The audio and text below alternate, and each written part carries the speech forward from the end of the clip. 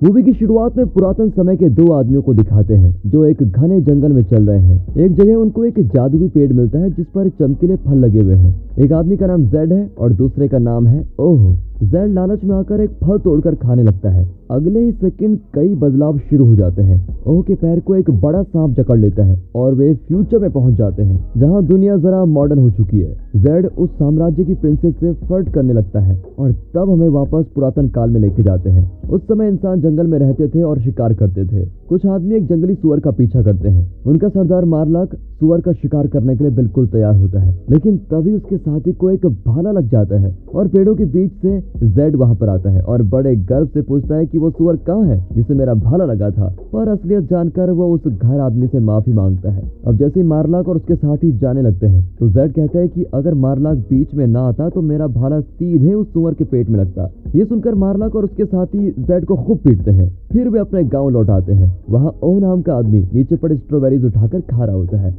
तभी मार्लाक उसका fruit basket गिरा देता है और उसको चिढ़ाता है कि तुम किसी काम के नहीं हो। जेड और ओह लंगोटिया यार होते हैं और अपना दुख दर्द बहुत शेयर कर रहे होते हैं। तभी जेड अपनी क्रश माया को देखता है, लेकिन वो इसे बिल्कुल भी पसंद नहीं करती और कहती है कि मुझे तो ऐसा आदमी पसंद है जो अपनी और मेरी रक्षा कर सके। ऊपर से मार्लाक उसे सुअर का सर लाकर देता है और अपने प्यार का इजहार करता है। यहाँ ओ को जेड की बहन एमा से प्यार हो जाता है, लेकिन वो उससे बात करने से बहुत शर्माता है। तभी एक आदमी जेड के सोने की जगह के पीछे जाकर हल्का होने लगता है। ये देखकर तो जेड को बहुत गुस्सा आता है और ओह को लेकर वो जंगल में चला जाता है। वो ओह को बताता है कि हमारे कबीले के लोग हम दोनों को हमेशा नीचा दिखाते रहते हैं, हमें इन्हें सबक सिखाना होगा। और तभी दोनों उस जादुई पेड़ पर पहुंचते हैं। दरअसल इस पेड़ का फल खाना मना होता है, लेकिन जेड ठान लेता है कि मैं कुछ अलग ट्राई करूंगा, इसलिए वो फल तोड़कर खाना चाहता है। ओह बहुत समझाता है, लेकिन जेड अपनी बात पर अड़ा रहता है और फल खाकर कहता है अब मैं सबसे समझदार बन जाऊंगा, फिर माया मुझे ठुकरा नहीं पाएगी। एक बाइट लेकर वो खुद को आइंस्टीन समझने लगता है, लेकिन ओह के आसान से आसान सवाल का जवाब वो दे नहीं पाता। और तभी ओह के पैर और गर्दन को एक बड़ा सांप जकड़ लेता है। ओह घबराकर पूछता है कि अबे अब क्या करना चाहिए हमें, लेकिन उसे छुड़ाने की बजाय जेड फल खाने लगता है। उस रात कबीले के लोगों का डांस फेस्टिवल होता है। अब ओह एमा को इम्प्रेस करने के लिए अपना फर्टिलिटी डांस करता है। एमा भी उसके साथ नाचती है, पर तब न जाने क्यों वो एमा के सर पर एक लकड़ी से मार देता है। एमा भी उसे मारती है और डांट कर उसको दूर चली जाती है। गांव का एक आदमी मार्लाक को बताता है कि उसने जेड को जादुई पेड़ का फल खाते हुए देखा था। अब मार्लाक जेड को खूब पीटता है और उसे गांव से बाहर कर देता है। जेड अपना डिफेंस करने के लिए एक जलती हुई लकड़ी उठाता है, लेकिन गलती से एक झोपड़ी पर आग लगा देता है। आग फैलती है और पूरा गांव जलकर राख हो जाता है। अब बाकी लोग उसको चेस करते हैं और जेड एक झाड़ में छुप जाता है, पर मार्लाक उसको देख लेता है और किसी भी वक्त जेड की जान ले सकता है। पर तभी वो मार्लाक को पीछे से मारकर गिरा देता है। फिर दोनों तेजी से जंगल में भागने लग जाते हैं और पूरा गांव उन्हें चेज करता है। वे एक पहाड़ पर पहुंचते हैं। ओ को लगता है कि पृथ्वी एकदम चपटी है और पहाड़ ही पृथ्वी का बॉर्डर होगा, इसके आगे तो हम स्पेस में गिर जाएंगे। लेकिन जेड उसे समझाता है कि यार ऐसा नहीं है। फिर सुबह पहाड़ के उस तरफ जमीन देखकर ओह को चैन आता है और वो जेड को शाबाशी देता है कि वाह यार, फल खाने के बाद तो तुम्हारा नॉलेज काफी बढ़ गया है। चलते चलते वे एक जगह पर कई गायों को चरता हुआ देखते हैं। जेड एक गाय का शिकार करने के लिए सारे तीर वेस्ट कर देता है और आखिर में खुद उस पर झपट पड़ता है, पर गाय उसका वेट नहीं उठा पाती और गुस्से में उसको नीचे धकेल देती है। और तभी वहां पर केन और एबल नाम के दो भाई आते हैं और खुद को किसान बताते हैं। ये गाय भी उन्हीं की है। फिर दोनों अपने काम के बारे में बताने लगते हैं, लेकिन बीच में ही उनकी बहस शुरू हो जाती है। बहस लड़ाई में बदल जाती है और आखिर में कैन एक पत्थर से एबल को मार डालता है। ये देखकर तो जेड और ओ बहुत घबरा जाते हैं, लेकिन कैन उन्हें अपने घर डिनर पे लेके जाता है और कहता है कि अगर तुम दोनों नहीं आए तो तुम्हारा भी यही हाल होगा, समझे। अब जान बचाने के लिए दोनों उसके घर चले जाते हैं। उस रात जेड और ओह कैन के परिवार के साथ डिनर करते हैं। परिवार का सबसे बुजुर्ग सदस्य एडम है। वो एबल के बारे में पूछता है तो ये तीनों झूठ बोलते हैं कि हमने उसको देखा तक नहीं। एडम जेड को जबरदस्ती एक खूबसूरत लड़की के साथ रात बिताने को कहता है और ओह को एक बदबूदार आदमी के साथ सोना पड़ जाता है।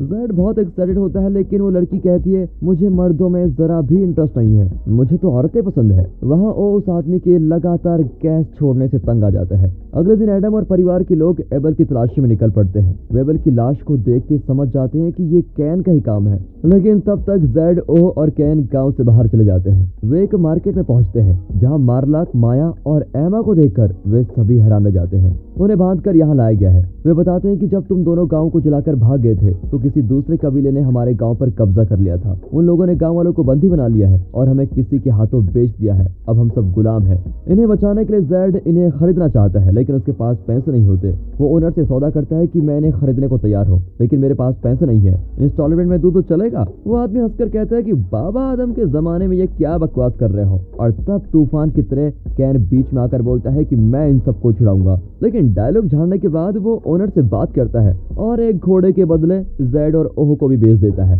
अब जेड, ओह, माया, एमा और बाकी गुलामों के एक पिंजरे में बंद हो जाते हैं और उनको कहीं पर ले जाया जा रहा होता है, पर रास्ते में कुछ लोग इन पर अटैक करते हैं। मौके का फायदा उठाकर जेड और ओह बच निकलते हैं, लेकिन माया और एमा को वे बंदी बना लेते हैं। फिर जेड और ओह दूर से उन सोल्जर्स को देखने लगते हैं और दोनों लड़कियों को बचाना चाहते हैं, लेकिन इंतजार की घड़ी इतनी लंबी हो जाती है कि दोनों वहीं सो जाते हैं। जब इनकी नींद खुलती है तो सोल्जर्स सबको लेकर जा चुके होते हैं। अब दोनों निराश होते हैं, लेकिन उन्होंने सोल्जर्स की बात सुन ली थी। वे सोडोम नाम के एक शहर का जिक्र कर रहे थे। फिर दोनों सोडोम शहर पहुंचते हैं। अगले सीन में अब्राहम नाम के एक आदमी को दिखाते हैं जो भगवान के कहने पर अपने बेटे आइसक की बलि चढ़ाने वाला है। लेकिन तभी जेड और ओह वहां से गुजर रहे होते हैं। वे अब्राहम को रोकते हैं और कहते हैं आइसक को बचाने के लिए भगवान ने हमें भेजा है। ये सुनकर तो अब्राहम अपना चाकू ही गिरा देता है और भगवान को थैंक यू कहता है। फिर वो इन दोनों को अपने गांव लेके जाता है और सबको बताता है ये दोनों भगवान के मैसेंजर्स हैं। इस बात को प्रूव करने के लिए हम इनकी ऊपरी चमड़ी काटकर इन्हें परिशुद्ध बनाने वाले हैं। ये सुनकर दोनों की जान गले में अटक जाती है। दोनों किसी तरह वहां से बचकर भाग जाते हैं और सोडम शहर पहुंच जाते हैं। लेकिन पता चलता है कि आइसक उनका पीछा कर रहा था।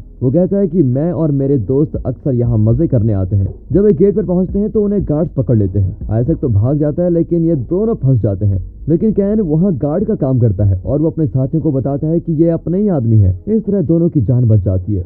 फिर कैन उन्हें शहर घुमाता है और कहता है कि पैलेस का गार्ड होने के अपने ही फायदे हैं। अगले ही दिन जेड और ओह भी गार्ड की नौकरी के लिए अप्लाई करते हैं और तुरंत अपॉइंट भी हो जाते हैं। हालांकि उनमें गार्ड जैसे कोई लक्षण तो है नहीं। वे मार्केट में घूम रहे होते हैं, तभी राज्य की प्रिंसेस इनियाना वहां से गुजरती है और हमेशा की तरह जेड इस लड़की की ओर भी अट्रैक्ट हो जाता है। पर केन उसे एडवाइस देता है वो ठहरी महलों की राजकुमारी और तुम तो फटीचर हो। उसे टुकुर टुकुर मत देखो, वरना उसके गार्ड तुम्हें अंधा कर देंगे। इसके बाद दोनों राजमहल जाते हैं। वहाँ पर एक कुमारी औरत को आग में जला रहे होते हैं। इन लोगों का मानना है कि इससे भगवान खुश होंगे और यहाँ बारिश होगी। तभी एक गुलाम आकर कहती है कि प्रिंसेस इनियाना ने जेड और ओह को बुलाया है। एक बुजुर्ग आदमी ओह को कहीं और लेके जाता है और जेड को महल लेके आते हैं।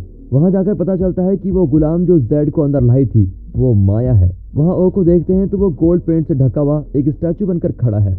एमा भी एक गुलाम है और एक गार्ड उसको परेशान कर रहा होता है। जेड उसे डांटने की एक्टिंग करता है और तुरंत उसे वहां से भेज देता है और फिर इनियाना से मिलने जाता है। दूसरी ओर एक प्रीस्ट ओह को होली रूम में लेके जाता है और बताता है कि इस कमरे में जाकर आज तक कोई जिंदा नहीं लौटा। सिर्फ एक इंसान इसके अंदर जाकर जिंदा लौट सकता है और उस इंसान को भगवान चुनेंगे। यहाँ जेड बताता है कि वो इंसान मैं ही हूँ और इनियाना उसे होली रूम में ले जाकर कहती है कि तुम अंदर जाकर भगवान से मिलो और उनसे विनती करो कि वो इंसान के दुख दर्द को दूर कर दें। जेड अंदर जाता है, लेकिन उसे कुछ भी नहीं होता, पर वहाँ पर ओह छुपा होता है। दरअसल प्रीस्ट उससे अश्लील हरकतें करवाना चाहता था, इसलिए ओह उससे बचकर अंदर आ गया था। अब जेड उस बड़े पत्थर के आगे घुटने टेक कर भगवान से प्रार्थना करता है। फिर दोनों के बीच बहस होती है कि असल में भगवान है या नहीं। इससे पहले कि वे किसी नतीजे पर पहुंचते, प्रीस्ट और कई गार्ड्स उन्हें अरेस्ट कर लेते हैं क्योंकि उस कमरे में जाना मना है। अगले दिन दोनों को पब्लिक में खड़ा किया जाता है और सब उन्हें पत्थर से मारेंगे, यही उनका पनिशमेंट है। लेकिन तभी जेड राजा से कहता है कि मैं ही वो इंसान हूँ जिसे भगवान ने भेजा है। मैं इन लोगों को दुख दर्द से बाहर निकालूंगा। इसलिए होली रूम में जाकर मैं जिंदा बच के बाहर आ गया। ये सुनकर लोग जेड की जय जयकार करते हैं। राजा भी उसकी बात पर विश्वास कर लेता है और उनकी सजा माफ करता है, लेकिन उन्हें आजाद करने के बजाय वो उन्हें अपना गुलाम बना लेता है। अब दोपहर को एक और कुमारी औरत को आग में बलि चढ़ाने की तैयारी की जा रही होती है। राजा अपनी बेटी इनियाना की बलि चढ़ाने का फैसला करता है क्योंकि वो राज्य के कामकाज में टांग अड़ाती रहती है। और तब पता चलता है कि बलि चढ़ाने की लिस्ट में अगले नंबर पर एमा और माया है। ये जानकर जेड तूफान की तरह निकलता है और एक कंस्ट्रक्शन को तोड़ देता है। उसी वक्त अब्राहम, आइसैक और उसके सोल्जर्स अपने घूंघट उठाते हैं और दंगा फसाद शुरू कर देते हैं। पब्लिक भी उन्हें सपोर्ट करती है। इसी बीच राजा के गार्ड्स उसे मारकर उसका सरताज ले लेते हैं। यहाँ ओ वो एमा को बचा लेता है और उसे प्रपोज करने की हिम्मत जुटाई लेता है। यहाँ जेड गार्ड से लड़कर माया को बचाता है। तभी प्रीस्ट एक पिट में गिरता है जहाँ कुमारी औरतों को जला जाता है। कुछ देर बाद लड़ाई खत्म हो जाती है और सभी जेड जिंदाबाद के नारे लगाने लग जाते हैं। उन्हें विश्वास है कि जेड सच में भगवान का मैसेंजर है और तभी बारिश भी होती है और सबको यकीन हो जाता है। लेकिन जेड आगे आकर सबको सच बता देता है कि मैं कोई राजदूत नहीं, मेरा मतलब देवदूत नहीं, मैं तो एक मामूली इंसान हूँ और अपने दोस्तों को बचाना चाहता हूँ। आप में से कोई भी भगवान का चुना हुआ इंसान बन सकता है। दरअसल आप लोगों को भगवान की नहीं, आत्मविश्वास की जरूरत है, जिससे आप अपने अच्छे और बुरे वक्त दोनों को स्वीकार करके आगे बढ़ सकते हैं। अब उसकी मोटिवेशनल स्पीच को सुनकर जनता तो पागल ही हो जाती है और आखिरी सीन में इनियाना सोडम की रानी बन जाती है। जेड और ओह अपने अपने रास्ते जाने का फैसला करते हैं। ओह गांव लौटकर जले हुए घरों को फिर से बनाना चाहता है और जेड माया के साथ मिलकर दुनिया को एक्सप्लोर करने लग जाता है। बिछड़ने से पहले दोनों लंगोटिया यार इमोशनल होकर गले मिलते हैं और इसी के साथ ये मूवी खत्म। बाकी दोस्तों स्टोरी कैसी लगी, एक्सप्लेनेशन कैसा लगा, अच्छा लगा तो लाइक कीजिए और चैनल को सब्सक्राइब कर दें।